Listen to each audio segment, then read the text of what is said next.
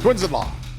Hello, Mike. What's going on, Matt? Man, I just want to talk some more. Just like me and my wife together. We just talk gently and kindly and nicely. And she says, honey, that's really interesting. Could you expound upon that? And I say, well, baby, it's so wonderful you to take the time out of your busy day for you to listen to what I have to say. Yes, I have a list of stuff. The nuanced version of things. And I'm perfectly willing to put off my hair, my toes. And I've got to watch the kids all day. And as I like to say, they get dropped at school at 8:05. Picked up at 3:05. Speaking of the fix being in. That. Speaking of fix being in, isn't that being married? That's CHP time. I'm getting paid for CHP time. What? She wants credit for her dropping them off at 8 and picking them up at 3. She wants the time in there too. California Highway Patrol time. The fix is it has to be being married though, doesn't it? For those of you who are married, I'm proud of you, and you should. It's a wonderful experience, and you should stay in as long as possible. I'd really love to see some statistics on people in blind surveys. What percentage of your day do you actively hate your spouse? See, but I think hate is such a strong word. I understand that. But I understand. But let's go. You're like I'm on to be accurate. Did I stutter when I said actively? But I think a more perhaps probative question would be, what percentage of time do you find yourself truly disliking your spouse? I think it would be, if people were honest, it's got to be well into 40, 50%. Oh, I bet it's 60%. You don't think? I don't think it's that high, but it might be. But, of course, my lovely wife watches this shit, so I'm saying it's 8%. And that's why it's not 100% because you guys never do. But I just think that that every married person or person I know in a significant relationship, the amount of time they spend just talking about how this person did this, and I'm like, I can honestly say I don't know a single person who's married who has not openly voiced contempt and hatred for their spouse. So it's everyone. It's like you and I've talked though about the worst investment in history are your children. Right. I'm utterly neck and neck. But I like being married. It's like where's the benefit? Where's the long-term benefit other than you kind of have this collective group of trying to raise a kid? It's like when Obama was running, they came out of the great line. They said, "Hope is not a strategy." No. That's what marriage is. You hope. Hoping tomorrow will be better. Hopefully tomorrow will be better. Hopefully next week will be better. And the funny thing is I've heard just as many women bitch about their husbands as husbands bitch about their wives. If not more. I mean, I consistently know women who, and I'd say women because I don't know many men in this, but women who they take care of the kids. They live in a beautiful house. It's everything they wanted, and they chose not to work. It's like, so you've ostensibly got the fairy tale. You got kids in the house, and you're so unhappy, and you're bitching and complaining. And but again, or as I said to my brother about his ex-wife, she won the lottery. Wow.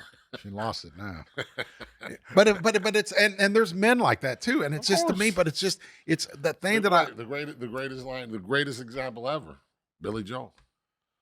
Billy Joel was fucking Christy Brinkley, the most beautiful woman in the world at the time. Yeah, but I don't think that's the example. I mean, that's just, he was fucking around on her. Yeah, but that's not. If Christy Brinkley isn't good enough to stop you from fucking around. You got some. See, I think people. He's not a particularly handsome guy. I think married people who fuck around are kind of fucked up because it's if you're not happy, well, we can agree with that. So what you're saying. So my point is if you're complaining before you're fucking around, assumingly you're unhappy. The issue is, why are you unhappy? Why are you in this relate? Why is it not working? And I don't know any married person who consistently says, I know one or two people who are fairly happy and seemingly happy, but everyone else is 70, 80%. And to me, it's just like, I wouldn't even fucking think about it. I would not think about having a girlfriend. Hey, beyond, man, he went from not a wife to not even having a girlfriend. Oh, dude, a wife is not. It'd be like it's like people. It's like I may or may not have smoked crack before. Right. I smoked a lot of freebase, right. And as much as which is not crack, which is not crack. As much as I'd like that, I would never ever do it again because it's even though it was great, limited, it was crazy. I would never get married again, ever. It's that fucking constant. It's the Wait a minute. You hear all those tears falling? Yeah. All the I women in the world cry, "Oh, I can't have him." Yeah, you can say I got plenty of chicks. Just fuck with his ego every once in a while. Doesn't. What's great is it's your ego. It's not mine. My ego's perfectly fine. But the idea, Because we're twins, I have the same ego as you. no, the issue is just the idea of God. Who I just don't want to The idea listen of to. being I don't want told what you should do. Yeah, what I you don't want to should wear, listen. what I don't you want to hear your should think, criticism. where I you don't want to should do any go, of that. Who your friends should yeah, be. and well, I can't understand why anyone would do that. Well, why did you get married then? I thought I was in love. In my defense, I married the one chick I ever wanted. Well, it is. I married the one chick I ever wanted to marry, and I had plenty of other options, and it was a fucking. And I'm glad I had my kids, but I would never. It was it was like, ugh, what the fuck were you thinking? Marriage, it's worse than shooting craps, and some people shoot craps, but it's just. And those of you who are When you married, shoot craps, it's over a lot quicker than how long was your divorce? 7, 8 years? oh my God, it's still going on. Dude, I with filed the for prenup. I filed divorce in 2013. It's 2023, and I'm still in fucking court with a prenup. Like a divorce that just won't quit giving. Oh my God.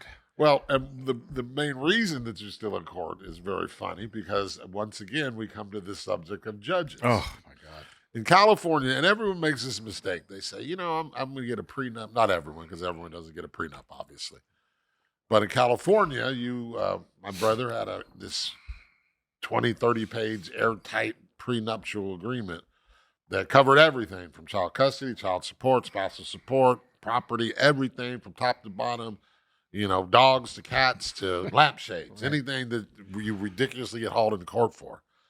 The judges refused to enforce it because their opinion was, first, we have to go through the whole rigmarole as if there wasn't a prenuptial agreement, and then we'll decide on the validity. His name was Michael J. Convey. And I never will forget looking at this fucking dope.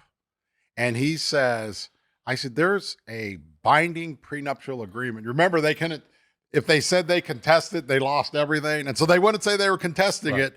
And so I'm like, it's an uncontested prenuptial agreement that lays this all out. And this dope says, well, how would we know if it's valid if we don't have a trial? Right. And one of the things that we're going to also cover in this year, we're going to do a lot on it. We're going to hip you guys on to this family law shit with these judges because it's spectacular. But it is literally to the point where they have a signed prenuptial agreement, which included an obligation for Michael's wife then to consult with an individual with her own attorney that he had to pay for, and let him go over it, and they can make any changes they want, and it could be worked out. All of that was done, all above board, almost verbatim followed the Barry Bonds, Son Bonds prenuptial agreement, which is the gold standard here in California. And literally, this case goes on and on. But one of the greatest things about it that we learned, and I did family law for 20 years. Literally, this man was yelling this, and this is how you know the fix is really in. And it's not really based upon ethnicity in some groups. In some situations, we're sitting in court, and this judge is fucking reaming this kid out. Young white kid who's a Marine. And this kid had come back, found that his old lady was cheating, and he's outside picking up his kid. And some argument happens, and he slams his cell phone on the ground. And this judge... Can I say it? That's domestic violence. It's domestic violence. And the guy goes like this, said, it's my cell phone. He said, it doesn't matter whose it is. It was outside in the public streets, and they were using that to take his children 80% of the time. It was, and that is the law in California. And we'll go more into supposed to be the law. But we're sitting there. I remember that we're sitting there, and my ex-wife would punch me and all this shit. And it wasn't even a dispute. Her psychiatrist said it, and it really came down to her Dow. God bless the dude, said, dude, you need to divorce her because you're going to kill her. And I said, no, I don't care what she does. What if she hits your kid? I better divorce her. Right, it'd be a good idea. So she's sitting in front of us when the judge is saying, throwing the phone down, that's domestic violence. And she's like this. And so we get up there. Of course, it wasn't, and all of that. But these... Well, no, it in California, disturbing the peace, and what that is, whatever the judge says it is in fact sufficient for finding domestic violence. But again, It's dependent upon the judges. If you follow the law correctly, obviously, if I yell at you or whistle at you from across the street, that's not what domestic violence, i.e., O.J. Simpson cutting your fucking head off, was supposed to cover. But I understand. You know, it's the Ferrari. I said this joke, girl, that's why OJ killed Nicole. Wow. It was a good one. It was a good joke. No, but that's another example. But it's the rules. You know why OJ killed Nicole? Because the judges didn't do their fucking job. When Nicole walks into court and everyone walks into court and she says, that motherfucker kicked my ass and there's a scratch marks and they won't give her a protective order, that's why OJ killed Nicole. That's why these judges have an obligation to be the gatekeepers and do what they're supposed and to to do. follow the law, and they don't. Right. And that's what people, especially in family law, there was a study that came out this probably 9 years ago, and it said, and it was like 200 families that came into a divorce court with marital assets of $100,000. Every single one at the time of divorce, their marital assets were zero. Right. It is the biggest fucking scam. The worst judges, the worst lawyers, the worst everything, and they have control over so much. It's fucking laughable. And these judges let them get away with it. This Michael Convey guy, I mean, it was stunning. But it's not just him. I agree. Innumerable family law judges who literally have watched Judge Judy or something and think that they're going to lecture. Judge Judy knew the law. And the thing about it is that these family law lawyers, if I told you the average family law lawyer in LA makes $800 an hour, I'd be lying to you, because it's much more than $800 an hour. And they are so. Did I tell you that 2's not 3? I know, but I know 2 is not 3. Well, this was in our divorce, and I'm sitting there, and and as I like to say, when I have empathy for a white cop, you know shit was bad. This cop he had on the stand like a court-appointed, one of those assessing people, and he's killing her. He's just, and this was a second one, because they had a first one, and this was a custody proceeding, and this lady was saying that the guy should only have his kids 2 days instead of 3. And he was saying, well, that's less. And she was saying, no, it's not. And then the female judge goes, sir, that's what we're trying to help you. And he says, 2's not more than 3. And they're going back and forth. And I'm watching the guy, and his new wife's there, cute. Give him credit for that. And it goes on and on and on. And what it came down to was, this motherfucker was I know he's an LA homicide detective.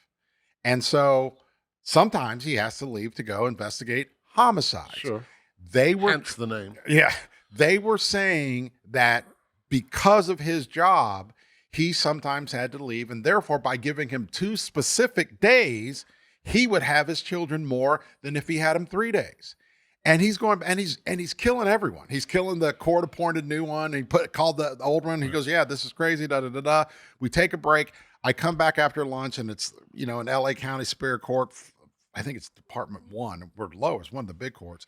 And this guy's sitting there, and his wife's sitting next to him. I'm walking down the hall, and she looks at me, and I sit next to him, and I'm sitting there trying to find sympathy for a white cop.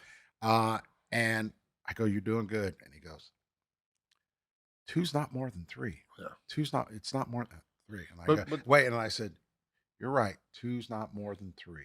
And the guy said, and it was heartbreaking. Right. Because this dude had done fucking nothing other than raise his kids, and the female judge with the female guardian ad litem or whatever, and then his wife had 2 female. It was the most disproportionate sexist shit I've ever seen, and I don't know what happened. Standard day in family court. Well, it is, but what was worse is this guy had done nothing wrong. Well, his kid, by the way, kids didn't want to change it. Once again, you almost got it all right. What they're arguing is to say, look, we know you have a very stressful job, and there's times that I think you are ethically and professionally obligated to go out and investigate homicides. We understand that. We're trying to help you by giving you 2 specific days, because on those 2 specific days, there will be no homicides in LA County. So you will always have those 2 days. Yeah, by the way, 2 is greater than 3. By the way, he argued that point too, and he said the same thing. He said, I don't control when people are killed, but it was one of these things, and I remember, and it was this chick judge. it was repulsive. I mean, I was repulsed. It was just, you people are so fundamentally flawed, so fundamentally biased, and that's family court. But it's every not day. just family. And the only reason it doesn't appear that bad in criminal court and civil court is because they're slightly better. But in family court, where everything matters, it's No, you remember that day we were in court hold and on, Hannah. It doesn't appear as bad because in family law court, you're not getting sent to prison for life or losing your life. In family court, this great judge in Long Beach, Judge Black, used to say, "This is the only court in the world where we're going to tell you we're going to take your house, we're going to take your boat, we're going to take your kids, and by the way, you're going to pay that lying piece of shit lawyer over there who just made all of that happen." And that's true. it's a scam. But I'll give you a better example. I'm in court in Norwalk, and there's this young man in there, and he's probably 30, and he's a bus driver for RTD, LA. He drives for Torrance, and he drove for Santa Monica, 3 jobs. And he finds out his wife's cheating on him with his neighbor. And so it was convenient. It was convenient because he said he worked too much. And the judge says, well, these happen, particularly when people work too much. Guy says, someone has to pay for my kids' clothing and school and food, and she won't get a job, so I had to do it. And they come out with this ridiculous settlement negotiation or number, and he says, that leaves me $25 a month. And the judge doesn't bat an eye. She says, well, sir, you're going to have to learn to budget. Yeah, it's the what and there's racial discrimination in the courts. Oh, it's black too. The worst, no, but I'm saying, but the worst discrimination is gender-based discrimination against fathers. Oh, it's jaw-dropping. Yeah. I mean, I remember my case. I literally remember my case where here's our motion. She can't have custody because her psychiatrist says she punches me. And the judge says, well, I don't see, she weighs 120 pounds. I want to say, have you seen this 120? And she says, how much could that, Playoff. She's playing. And the judge says, well, how much could it hurt? She's so small. Yeah. And I remember standing there looking at this judge and I said, I'm pretty sure that's not the standard. I've seen it and heard it 100 times from judges. But the most interesting aspect of that is that these judges will excuse that type of conduct from almost exclusively women towards men because they'll pound. They pound. I tell my clients, if she's going to say you hit her, you're going to lose. Dude, no, it doesn't need to be 95% of domestic violence restraining orders issued in Los Angeles County are issued against fathers. Right. 95%.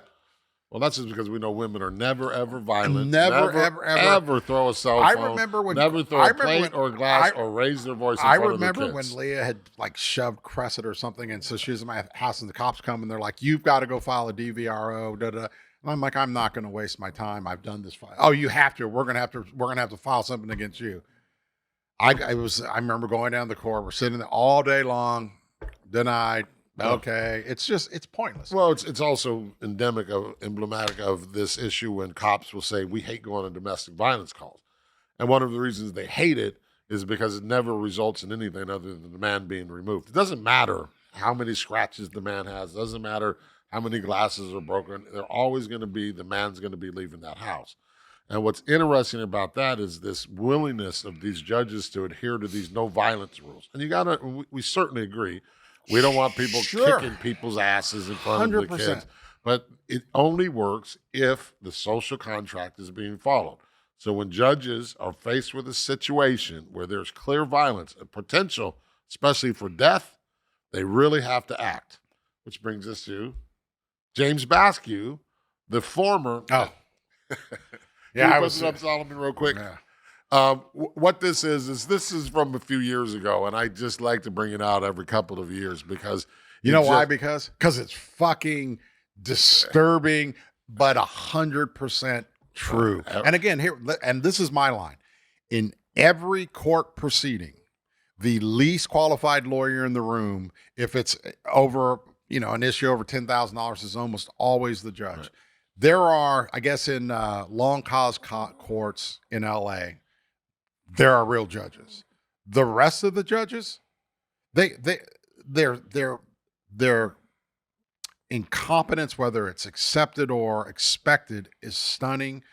But there's also this premise of it's just amazing that no one will hold these judges accountable. And you made a really good point about the long cause judges, and I want to be clear here. I think there's some stunningly good judges. There are. But there are so many that are stunning. But why don't... There's nothing worse than going in chambers with a judge and the judge says, that so-and-so is incompetent, he's a piece of shit, he's this, he's that. And it happens all the time.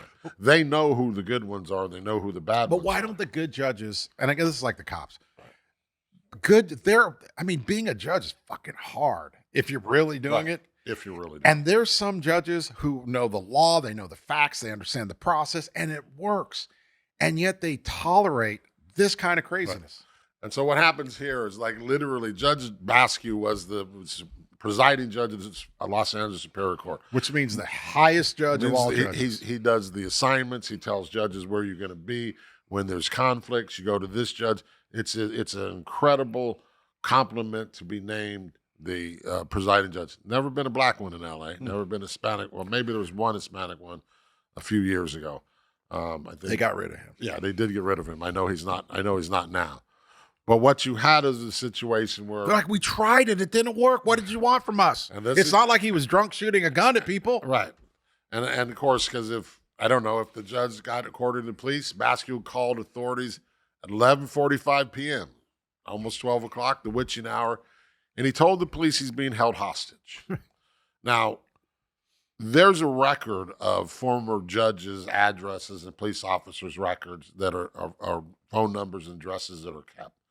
So when these people get a phone call at 12 o'clock at night from the presiding judge's house, taking into consideration all the people he sentenced, rightfully or wrongfully, all the horrible calls he's made, rightfully or wrongfully, when they said, I'm being held hostage, that's a fucking 911 situation for real. The cops go pulling out here, they pull up and they happen to look through the window and they see that Basque's sitting there on a couch with two guns. Problem right off the bat. Any cop's got to know this is a problem because he's being held hostage. There's two guns there. So the police try to make contact with him and he began loading the magazines in the gun. That's a black man or a brown man, he's dead where he fucking sits. Because they're not going to let him load two guns, and they sit and they watch and they watch and they watch. And at one point, he picks up the gun, he fires it, still not shot, not beaten, not hit, not tased, not tear gas. He literally takes the gun, points it at the officers looking in the window, and shoots at them. No, it's a shot was, police said a shot was fired inside the home, another through the window toward the officers. Yes. No officers were hurt. Thank God no officers were hurt, because that is the criteria for calling and saying, I'm being held hostage. You call a SWAT situation to come out, at least some poor version of it. You're sitting there with a gun. You've now discharged the firearm in a fucking townhouse or condominium, which means people above it, which gets you killed anywhere. And then you finish loading the guns, and then you turn and you shoot at the cops. Yeah, I agree. And as what we talked about earlier is how much time do you think he got? Zero. He got Wait zero. Wait a minute. All these judges we just talked about in the L.A. Superior Court in the family law portion, at least court, we can't be for violence. You got to stop violence. Right. Did you know slamming your own cell phone down would be considered domestic violence? Right. What do you think, Ham? What would you call it if you took loaded guns and you shot it? Would that be domestic violence? Only if it was in the direction of your ex-wife or your ex-husband. Well, you're shooting upstairs into a house. We don't know if there was anyone else there. But we would certainly agree that would be, start getting up to domestic violence. We have the Florida case where the guy was trying to beat her up, and she said, leave me alone, and she shot the gun in the air, and they charged her with attempted murder. But luckily, what was this judge charged with? Luckily, in this case, he didn't just shoot in the roof. He then took the gun and he tried to shoot the cops. Right. This man was charged with 245 assault with a deadly weapon. They didn't have charged him with attempted murder of a police officer. Attempted murder of a police officer is clearly, I called you to come here. Armed criminal action. They didn't charge him with. It's really no such thing as that. But an ACA. It's an enhancer. Well, you don't need an enhancer when you called the police out to your house. You lied and waited for them. ACA is up to life. You waited for, back then, shooting a gun at somebody was life in prison too. Yeah, but you could do it both ways. How about this? Attempted murder on a police officer. That gets you there. Well, so does firing and occupied, discharging a handgun. ACA. 246 firing in occupied dwelling is life. Shooting at a police officer is life. Right. All of these things get your life counts. Every judge in the Los Angeles Superior Court recuse themselves. Well, and here's what's important. Again, in a country of laws, the laws say that a judge may not conduct his or her independent research on a case, may not reach opinions about a case, can't do anything until the case is before them. So you want to be neutral. Or at least to act as if they're neutral. And in this case, every Superior Court judge recused themselves. Well, that in and of itself is impossible unless they violated the canons of judicial canons. Well, there is also the part that you don't want to have even the look of being partial. These judges, if you were a deputy district attorney, you said, I worked with him, you could say, maybe I should recuse myself. There's 500 or 600 deputy district attorneys who never met this man. He had retired years The before. judges recuse themselves and all of the district attorney recused himself. Sets. So you have the district attorneys all recusing themselves. And what that does is it says, well, we have no one to try it here. Right. And so again, what this happens? goes back to what we were talking earlier about the fix being in and that they have these people, the judges, these structures in place that reinforce the rules against everyone else, but protect the protected classes. So the assistant attorneys all say, we're recusing ourselves too, which they really can't do. The judges recusing themselves, which they really can't do. And lo and behold, this judge who shot at officers is now... First called them out. Called them out. Knew they were coming, waited for them, got his guns, got his ammunition, fired at them. Then he goes into court. The judges say, we can't be fair. And then so in California... Not that we're prejudging this case, that we know nothing about. In California then, it's sent to Orange County. And Orange County is about the most conservative county you could ever ask for, particularly if you're a member of law enforcement. The district attorneys in Orange County let the man walk out of the door, no jail time, nothing. He does have a felony record, which now is certainly come off. But literally, that is the fix is in.